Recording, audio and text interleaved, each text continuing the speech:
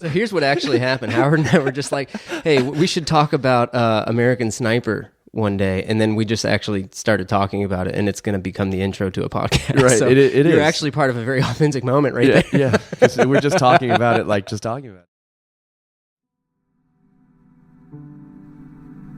Dude, that was the most awkward ending of a movie I have ever been at. Right.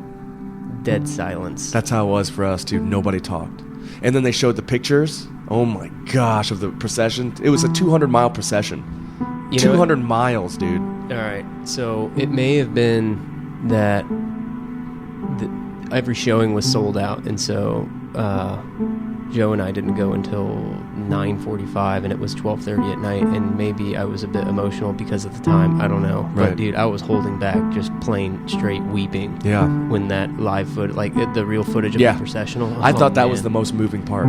But Yes. they said it was 200 miles of procession from Arlington, Texas, where his funeral was. They filled that stadium, and then all the way to where they buried him.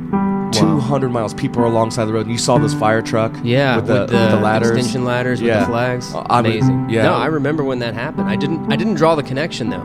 I had no idea that I was going to watch a movie about that guy. Wait. Oh, okay. So you remember about that guy, but you didn't know it was that guy in this Right. movie. No, I remember when a Navy SEAL died. I remember watching the procession and just thinking, this is very moving to see that many people, that kind of response, and not only feeling the emotion even then. Right, and not only that, like Jeff, you remember when he was talking about what typically happens when a Navy SEAL kind of goes out and writes a book or whatever? Right. He gets blackballed, but did you see his casket? You know how they take the trident pin, that gold pin that has the Navy SEAL trident that you get after BUDS, after you're totally a part of a Navy SEAL Team 6 or Navy SEAL team, and they hammer it into the casket. Right. In most funerals, you'll see like 6, 7, 8 of those tridents. His casket was covered in seal pins. Wow. Like all these SEALs had come down and hammered their pins into that casket. It was crazy. I think that's how it ended, wasn't it? Like the boom, the final hit. And right. Yeah. Yeah. And I just remember it being dead silent.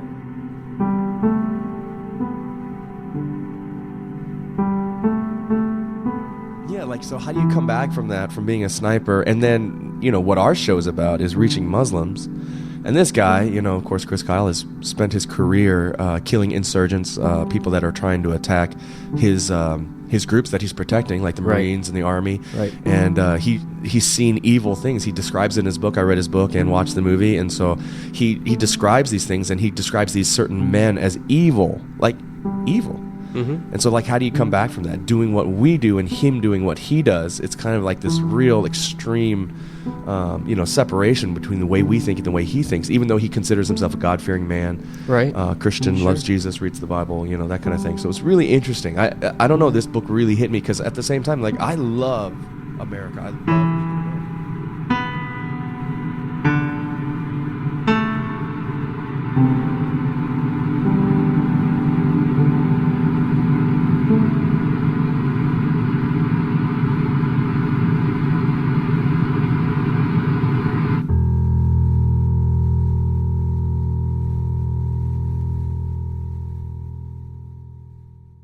Well, once again, Muslim terrorists have slaughtered innocent people. Extremists now control much of the country. Their brand of justice is brutal and deadly. Newsflash, America. These Muslim extremists are alive and well. They are not dead, and their video is not gratuitous, and it certainly is not irrelevant. It is a warning. Welcome to the Truth About Muslims podcast, the official podcast of the Zwemer Center for Muslim Studies, where we help to educate you beyond the media. Here are your hosts, Howard and Trevor. All right, so we've got a great interview today. We are going to be calling a personal friend. great friend. Yeah, family member, actually.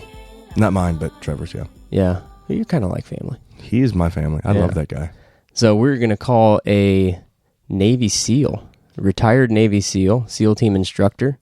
Can't give a whole lot of detail about what SEAL team he was on and when he served or any specifics about combat missions, but just to say that we're going to have a Navy SEAL's perspective on what is it like to be a Navy SEAL, specifically his faith. He's got an interesting story that we're going to kind of unfold today, which is, what does it mean to be a Navy SEAL and also love Jesus? Right. Are they mutually exclusive? Actually, a lot of people would ask that question. Yeah. And I think American Sniper kind of awoke in those questions for people. Right. Because he was apparently a man of faith and also was tasked with a very difficult job. So we'd like to get this guy's opinion. So let's give him a call. All right, this week's sponsors. CIU. CIU. CIU educates people from a biblical world review. Worldview. World review. Can't say. CIU educates people from a biblical worldview to impact the nations with the message of Christ.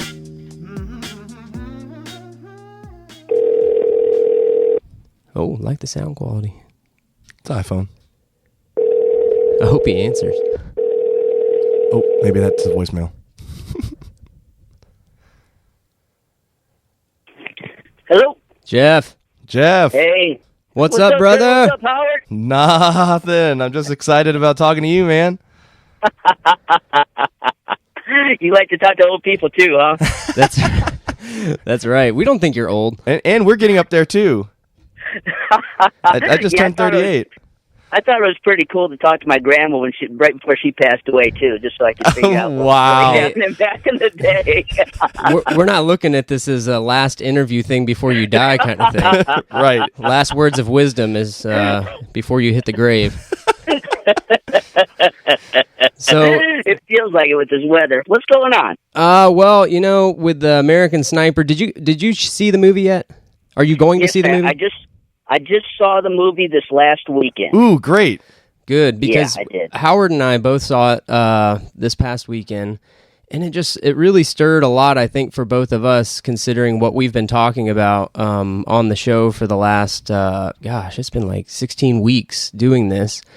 And Howard, just share a little bit about some of the things that you realized when you were reading the book, and then as you watch the movie, and then we'll get to kind of hearing Jeff's view on it. Right. So, as I was reading the book, he used language like, savages and how evil they were, right? And I would have to agree, that they're the people that he was kind of dealing with, the insurgents, these guys that were just, violent, in some of the things that they were doing.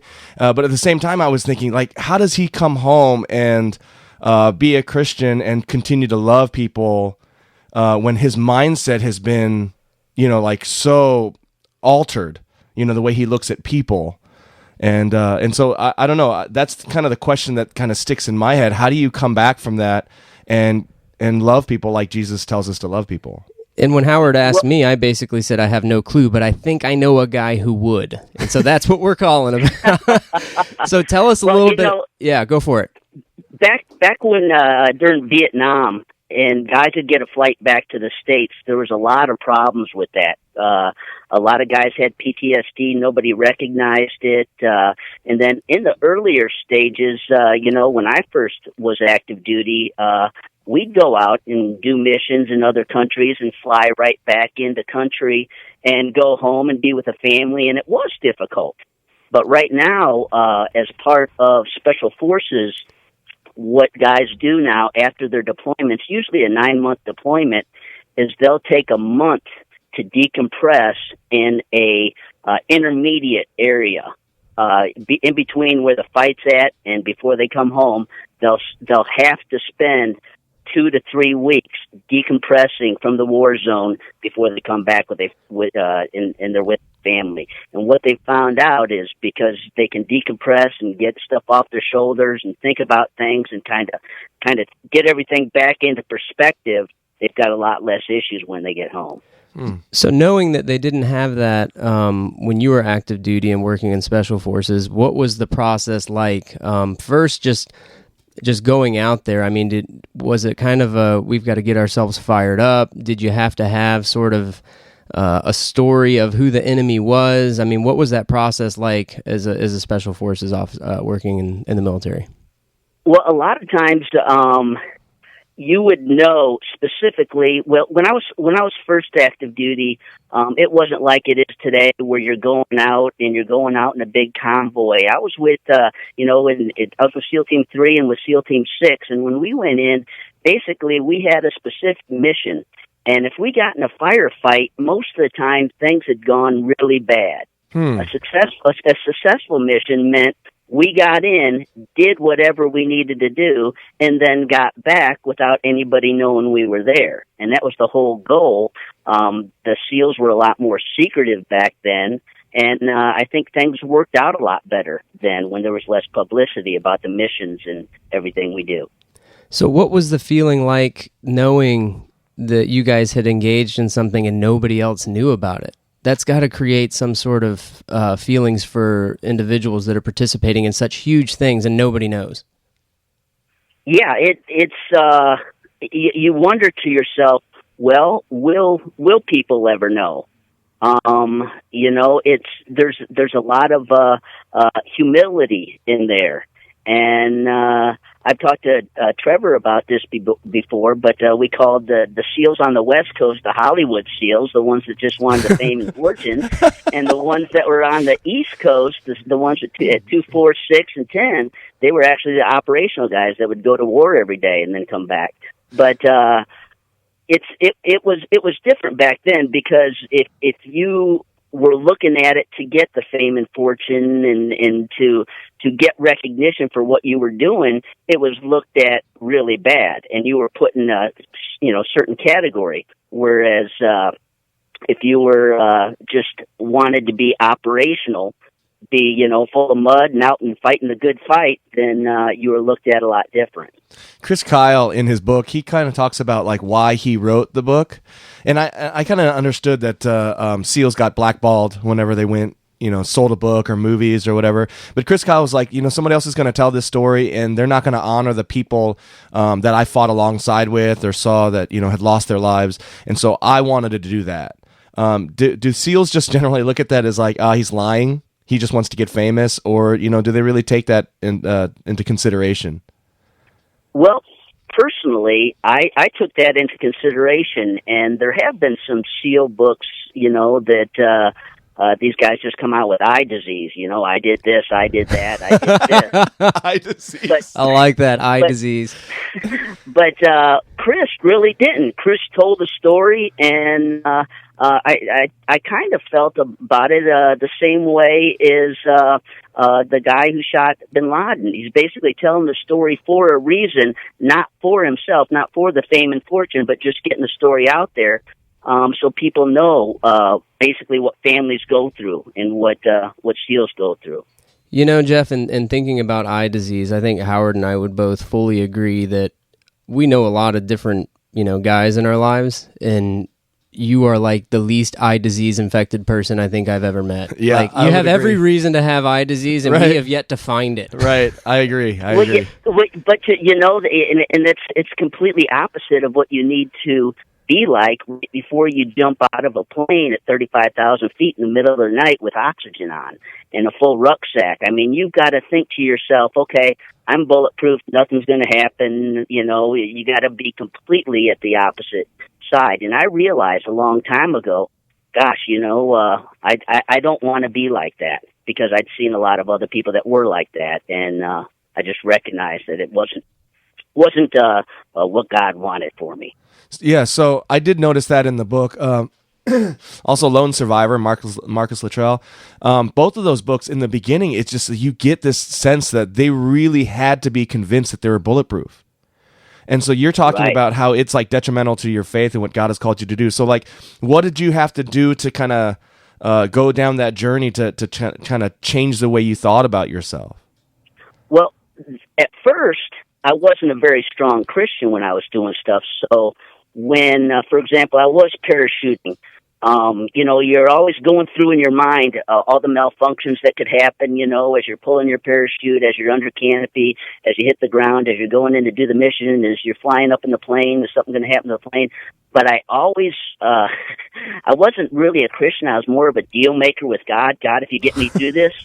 And I think I could say the Lord's Prayer in probably about 10 seconds. Nice. You know, our Father who art in heaven, hallowed be thy name, kingdom come. You know, I wanted to spend the rest of my time worrying about what was going to happen. You know, so most of my earlier time was spent making deals with God. Basically, Lord, if you get me out of this situation, I'll do this.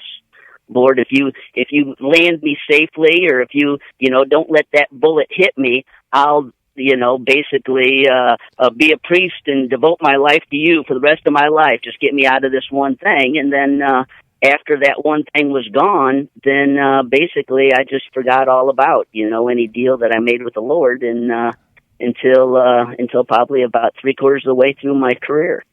So what was the moment, Jeff, that really changed everything?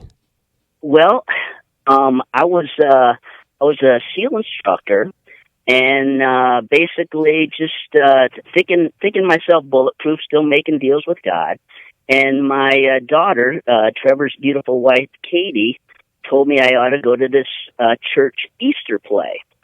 And so I went to the church and sat in the back pew, close to the back doors where I could get out in a hurry. And basically they were putting on a passion play. And when the soldiers came down to get Jesus out of the Garden of Gethsemane, they had live torches in their hand. And when they walked by me in the aisle, I felt that heat hit the side of my face, and I felt as if the Lord was telling me, Jeff, that's where you're going because you don't have a relationship with me. Wow. And that's the moment everything in my life changed. Because I realized I don't want to go to hell. I want to have a relationship with Christ, and that's when my life changed. And basically, that's about the same time that I got out of the Navy on a Friday, and on Monday joined the Air Force and started my 2-year pararescue career. So was your coming to faith, did that have anything to do with shifting from maybe more of an offensive, combative role to now you're rescuing people? Is that at all related to your faith journey? I think it did, but I think it was all part of God's plan too. When I look back on it, of course it does, because I was jumping out of the planes and diving and shooting and looting and going after bad guys as a SEAL. And then once I got saved and crossed over in the Air Force, now I was going in rescuing guys and rescuing down pilots and going ships that went down and planes that went down. And the motto was that others may live, with a little angel, so it was all God's perfect timing. And was that a relief, like switching, like thank goodness that I don't have to take anyone's life, or was it more like, oh, this is just part of my job in the military? Well, what switched was I wasn't making deals with God anymore. Now I realized when I was, for example, when I accidentally, after I was a Christian and in the Air Force as a PJ, I was out in a Humvee out in the desert, and I drove over some landmines, and they didn't go off.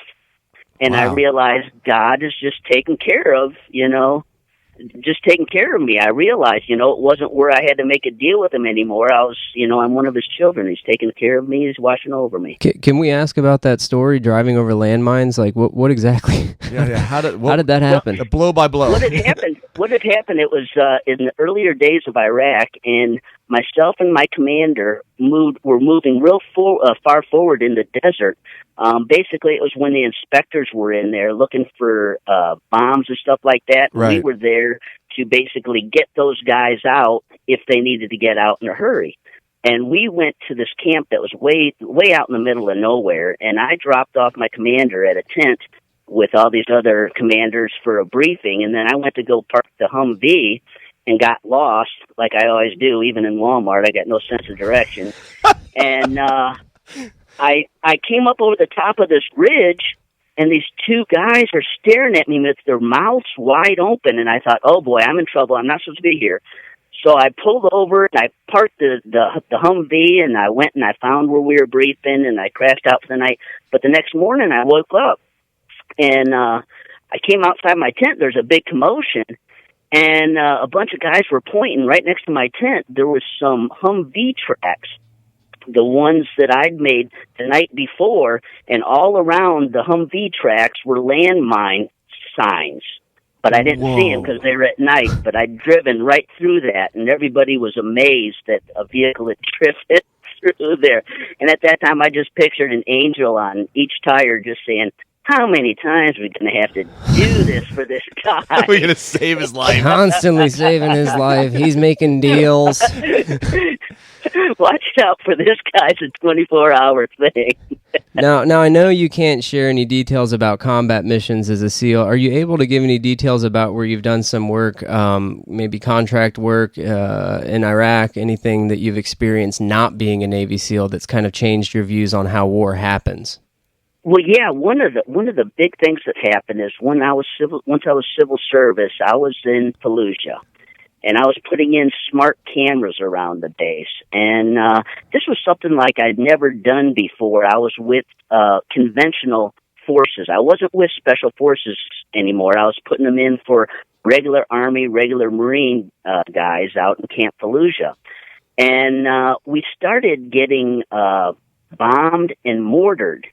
And I just couldn't. It started, like day 2 that we were there, and then just started picking it up. But it was especially on Sunday morning, it would be like about a dozen different mortars going off all around the camp, but they were indiscriminate. And it would land, whether it landed at the little store that they had, whether it landed on the medical facility, whether it landed on the chapel one time. I mean, you never knew where these bombs were going to hit. And I'd never been in a situation before where it was just indiscriminate who got killed. And so what the I believe it was the Sunni were doing, they were driving past and they would jump out of their vehicle, about a mile away, and they'd launch a rocket towards the base, get back in their vehicle, and keep driving. And so these, we had construction battalion guys on the base that as soon as these rockets went off, they would go over, clean up the bodies, clean up the blood and everything like that, just to try to keep morale up in this camp. Oh my But it got to the point where it was a daily thing, and whether you're there's constant, if after the first one to go off, everybody tried to hit the bunkers, but you never knew where that how close it was going to go off that first one. Yeah, there was a minute in the movie when I was watching and the American sniper's communicating with his wife and trying to say everything's fine, and I had just flashed back because I remember when you were in Fallujah and you would call home, and Katie and I were staying at the house at that time. We had just come off the mission field, and just remembering thinking you were basically everything's fine, everything's great, and then I would get on the phone when you're like, man, pray for me. So the show wouldn't be possible without sponsors. And this week's sponsors are Zwemer Center. Zwemer Center. Zwemer Center. The Zwemer Center. Zwemer Center. And what does the Zwemer Center do?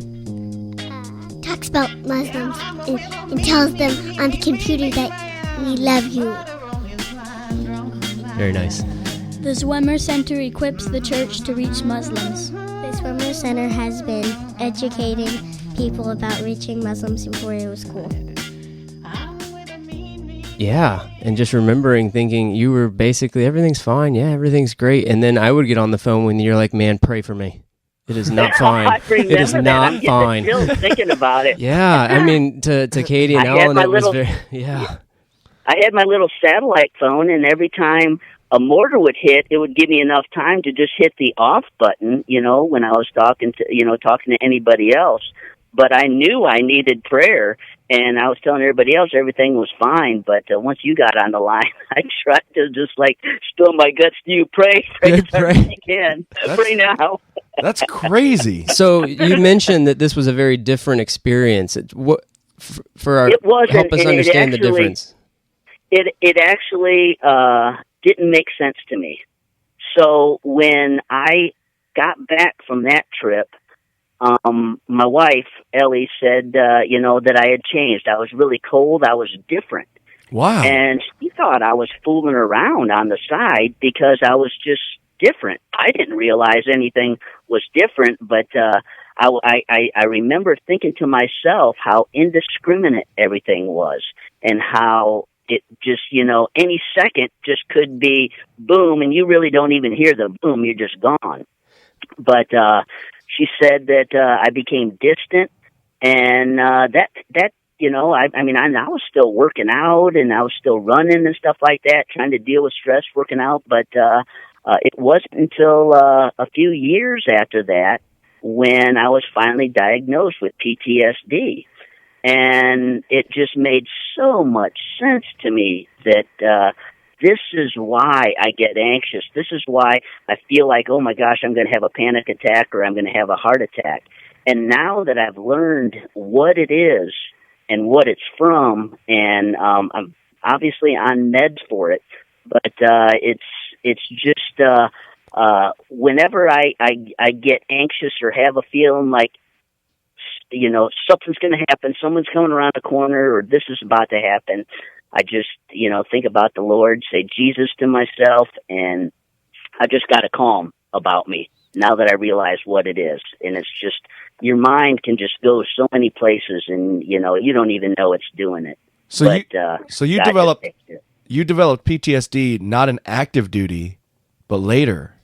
Exactly. Because on active duty, like I said, if we had to get in a firefight, the mission was basically, a failure. Right.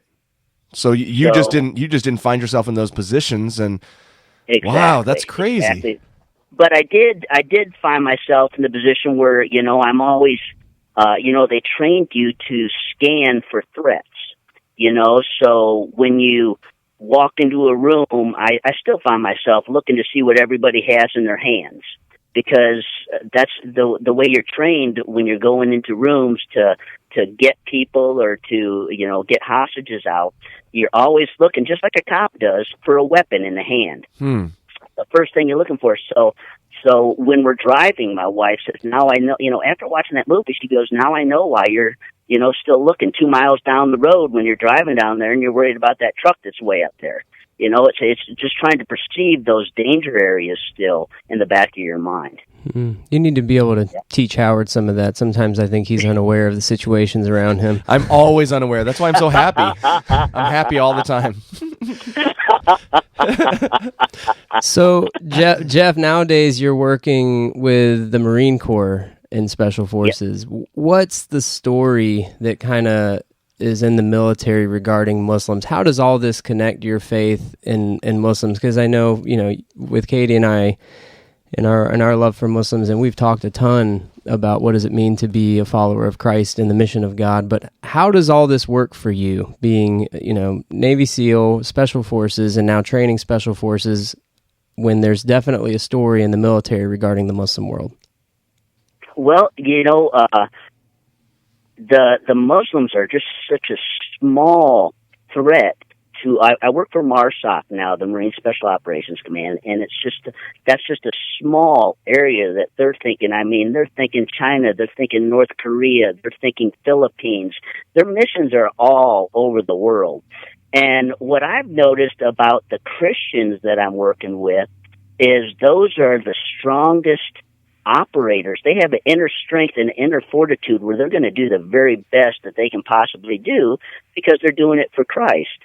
Whereas other guys are the guys that, well, I'm just going to do this for a few years and then find something else. They don't really have the devotion to do their best as you would for Christ. So I can recognize a lot of the warriors that we have here at MARSOC just because of the way they act, because they are Christians. From a soldier's perspective, I do hear like how you're talking about their work ethic, their passion to do their very best for Christ. Do you feel like from a soldier's perspective they have a problem with the kind of work that they do, because a lot of it is war, and war is taking lives and conquering battles and things like that. Do they have a hard time putting that together with Christ? That's where the decompression comes in.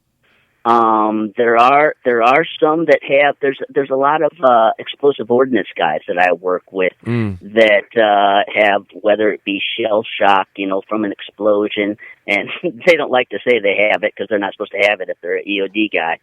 But still, Yeah, that makes sense. a lot of those guys, they do exhibit pretty severe symptoms if they aren't Christians. Now, the ones that are Christians, complete opposite, still devoted to duty. They're able to put things in place in their mind and to put that action that they've got to do into place and into perspective with, why God has put them on this earth. God wants them to do the best job that they can. Even so as if they're soldiers. not doing that, yeah, exactly. Wow. Just like being a cop, just like being a firefighter. God wants you to run into that fire and save people. He wants you to go get the bad guys, go get the booger eaters. So Right. You're going to do the best you can, with the training that you got. Right. And so with of course you've been on the ground over there in the Middle East too. What happens? Like I see soldiers making friends with interpreters. Like I hear a lot of the interpreter stories that are coming back. And then on the same side, they have insurgents. So how are soldiers separating the two? Do they just use terms like you said, like bad guys, and then there's the good guys, but they're still kind of the same religion, same people? Yeah, I think especially for like when I was overseas, you're going down the street. Not everybody's bad guys. You've got a mission to get one guy. So what you think about the people around you are the same you think about, when you're in the States about the people, that are around you. You feel compassion for the children and the women, and the men you think of skeptically, like they said in the movie, military age type men. Right. You kind of, you try not to, but you are stereotyping because it could be a threat. Right. And for these guys to experience, like he did, like Kyle did in the movie, a threat from a child or from a woman, that's got to be very, very difficult because that's not very common, and that's not what you train for. Yeah, I think that was one of the most intense scenes when the little boy picks up the rocket launcher. Right. And he's like, don't pick it up. Don't pick it up. Yeah, because I think from what you're saying, Jeff, and I hadn't really thought about this, but in some ways, soldiers get to see a more well-rounded view of the Muslim world because they do interact with Muslims that aren't the bad guys than maybe even some Americans who only get media. Right. Exactly. They do. And what we would always try to do is interact with the local populace because you're trying to fit in, and the big military, win the minds and hearts. That's something that I think the military's put it out in policy is what they want to do. But I think that's all been a part of all, for example, training the other forces. We go on a lot of exercises, special operations guys do, and work with other special operations in other countries.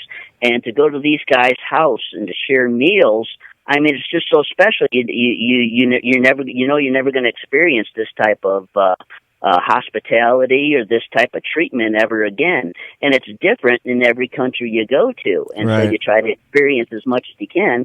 And if you're not doing that, you're just sitting back at the camp or sitting back in the tent, and you're not getting as much as you could out of the deployment or what you should be doing out there. Yeah, I just see like how much of a struggle this must be for the soldiers, because on one hand they do experience the hospitality, like the friendships and like just the beauty of the people and what they do, but at the same time, everyone's a potential dangerous person, right? A potential enemy. And it just must drive them crazy to be able to open up their hearts completely, and just enjoy the experience. Obviously, it's not sightseeing; they're there for a job. But at the same time, right. The government's like, "Hey, we want to win their hearts and minds too." And I can see how the soldiers would struggle with that. Yeah, exactly. And back when I was active duty too, I spent a lot of time over in Asia. And with the families and the people over there, but we'd be right back in the United States the next day, after whether I was in Malaysia or after drug runners or something like that. I'd be back in the States, and then interacting with regular people, somebody do something to tick me off, and I just think to myself, if this was the day before yesterday, what I would have done? It's a lot different. So that decompressing really, that really is key for these guys coming back now. I just want listeners to know what it was like to date, Katie as a 15-year-old, knowing that Jeff was a Navy SEAL. Pretty intense feel. I'm feeling him right now. Jeff, tell us a little bit about the ministry that you've been involved with here lately, and some of the things that you got to participate in for soldiers that do return home. Yeah, our church said that, hey, this guy is putting together a program to help people with PTSD, and so I got in contact with this organization, and gosh, I wish I could give you the website. The website's still coming up to speed, but they've got different soldiers from different fights, different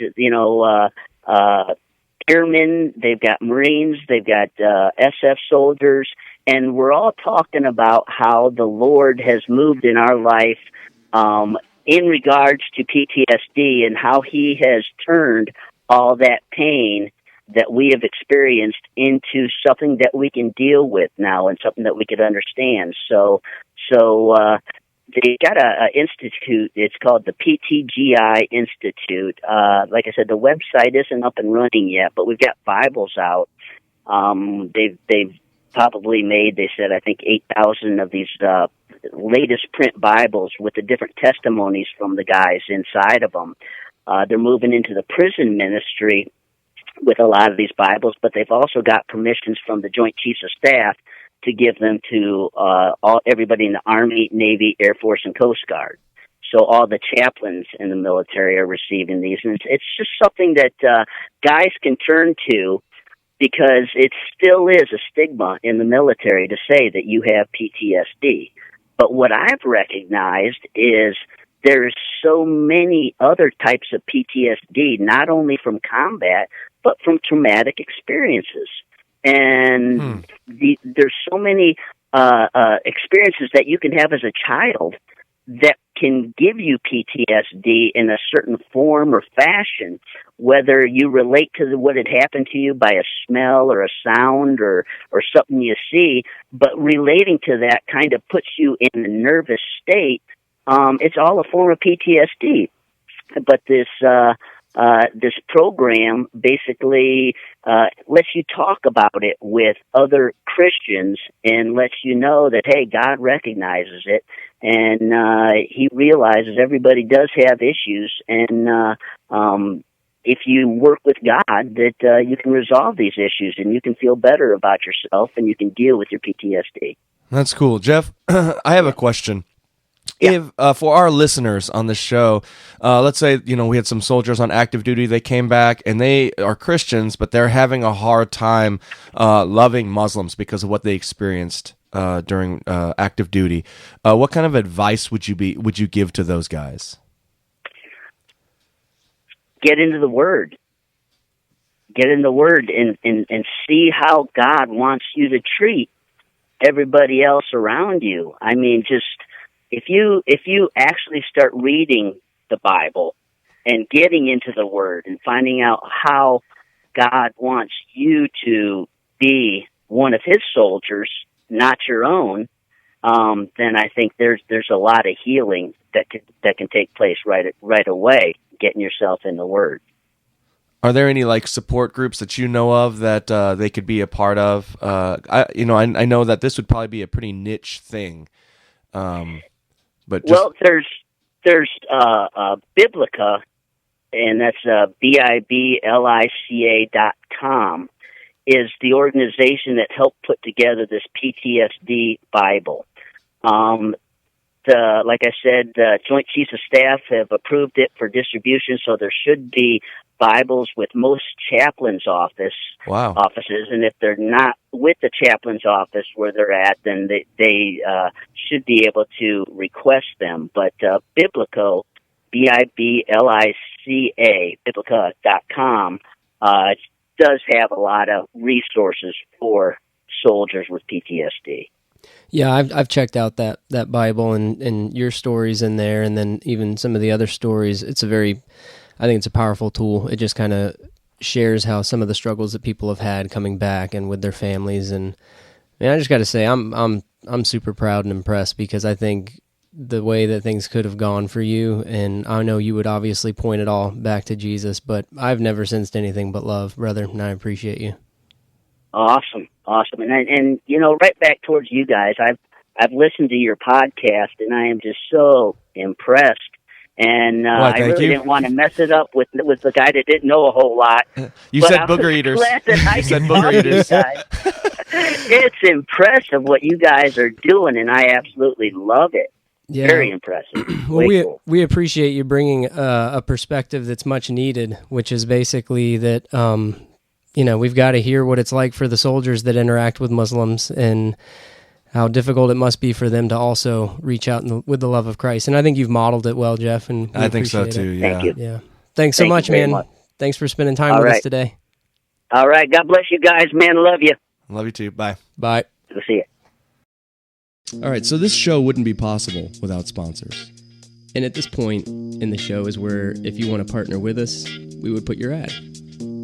So if you want to be a part of the show, you want to partner with us, you like what we're doing, you want to be on our team, what have you, bringing this show to the world, then email us and let us know.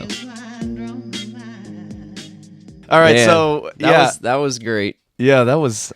I don't know. I just never get to spend a lot of time talking to Jeff about like the past and stuff. So this is really kind of cool, this venue to do this. I'm telling you, since I've known him, since I was 15 years old, I've tried to get like a real live SEAL story. Right. Noodling it. Like needling something. Into yeah, just like, come on, give me and nothing. Right. Nothing. And that's why I say no eye disease. Oh, yeah. Because he just has such a humility about him. And yeah, he'd rather talk about other things. You know? Yeah, he does, man. He's like that.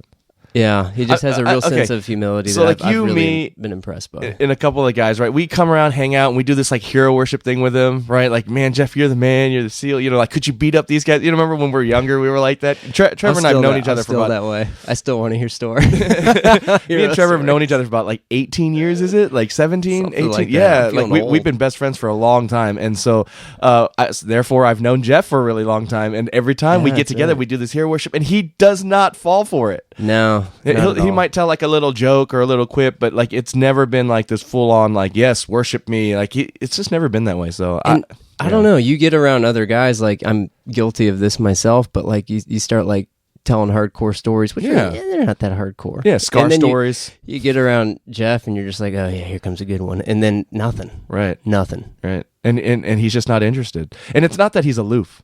He's very, very, humble, gracious. He laughs it off, and then he'll change the subject, and that's it. I've always been keenly aware that I could have my windpipe removed at any given moment. So that's right. Yeah. One false move against Katie.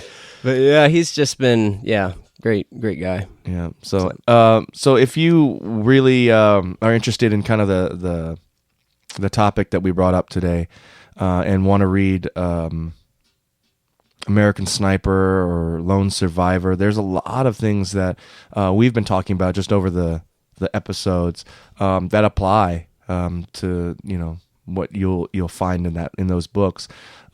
Just to kind of warn you, to our more sensitive listeners, there's a lot of cussing and violence in there, so be mindful of that. I thought you were talking about our podcast. I was like, what? No. About those books. If you're listening How to those am I books recording when I wasn't around or something? or reading those books.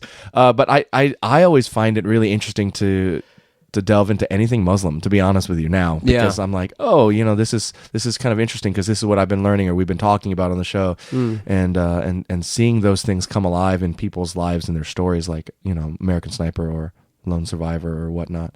Yeah, that's pretty neat. There's a lot of media controversy surrounding the movie right now, and one of the things that I am uber sensitive about is if I feel like that Muslims are being overgeneralized in any sense. I've been accused of he's always defending the Muslims, and it's true. A lot of times I am, because I feel like they are being marginalized or overgeneralized, and I don't like it.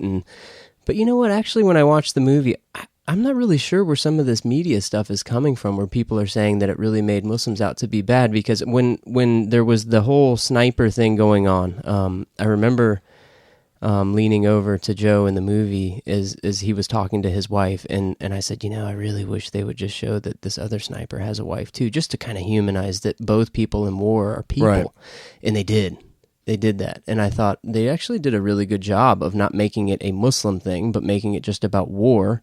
Right. Good guys, bad guys. And of course, depending on which side you're on will depend on who the good guy and the bad guy is. And yeah, so I didn't get some of the things that the media hype was coming out with about it being anti-Muslim. Right. And I did like what Jeff had said about, there's good guys and there's bad guys, and not everybody's a bad guy. And when you're walking down the street and you're interacting with, children and other men, there is potential obviously in a war zone, but there's separation, and it's not just like, hey, let's get those Muslims. It didn't feel like that at all. And you know what? One of the most surprising facts that I've heard about warfare in the Middle East, I think this was in the first Gulf War.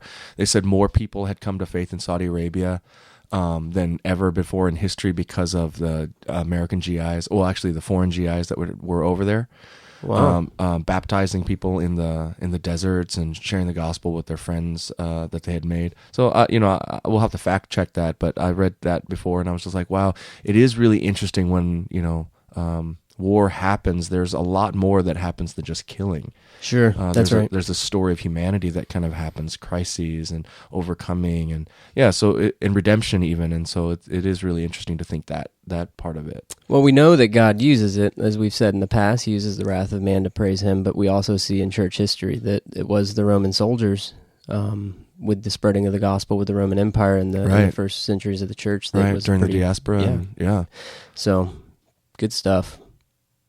Well, that's it for this week. We hope you continue to listen. And, the more we're finding out about the way podcasts work, and we are new at this, we found out that reviews on iTunes really make a big difference as far as people listening. We're up to 14, I think. Right. And most of those people I don't know. I think there's like a couple of people I know on there, and I appreciate those people, but it's really exciting when I get people that I don't know that are writing reviews, and they're positive, because I'm kind of surprised sometimes.